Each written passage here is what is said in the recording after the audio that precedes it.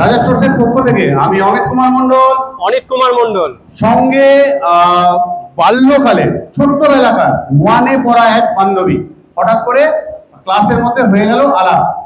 আমি অতটা চিনতে পারিনি, কিন্তু সে ঠিক চিনে নিয়েছে আমাকে। পড়তাম ওয়ান থেকে, ঠিক না ভুল? একদম ঠিক। কোথায় মাইক কোথায়? ওই যে একদম ঠিক। আমার হাজবেন্ড যখন আমাকে ছবিটা দেখিয়েছিল তখন আমি বলেছিলাম এরা আমার বন্ধু হয়, আমরা একসাথে খেলাধুলা করেছি, পড়াশোনা করেছি।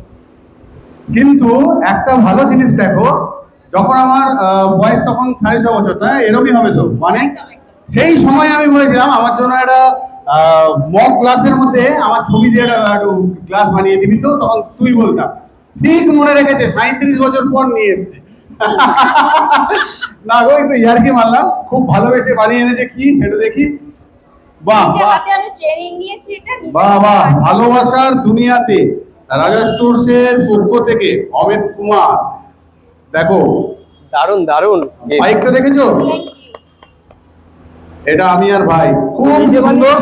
আর এটা আমার দোকানে প্রত্যেক সময় যখন আমি কফি খাবো তো এটা দিয়েই খাবো। বিজনেস আছে আমার। ও অসাধারণ। তাহলে রিসিভ করলাম উইথ লাভ। ও আমারও আছে, কি খুলছে, দাঁড়াও দাঁড়াও, যেও না। এক বন্ধুকে দিয়েছি, আরেক বন্ধু। ও আরেকটা বাকি, আরো একটা। পুরো ছিলাম ভিলেন, হয়ে গেলাম হিরো। দেখেছো? দেখি এই পাশটা দেখ, আমির খান। ডিজাইনটা আমার হাজবেন্ড বানিয়ে দিয়েছে। দারুণ হয়েছে, অসাধারণ। তাহলে অনেক ভালোবাসা, অনেক ধন্যবাদ পুরনো বান্ধবীকে। ঠিক আছে, উজ্জ্বল হোক ভবিষ্যৎ জীবন, এই আশাতেই আজকের মতো বিদায় নিচ্ছি। লাস্টের স্লোগানটা ভুলে গেছি আমি, কি বলি আমি ভিডিওতে? ভালোবাসা দুনিয়া। না লাস্টে কি বলি মাইকটাতে? ভালো থেকো।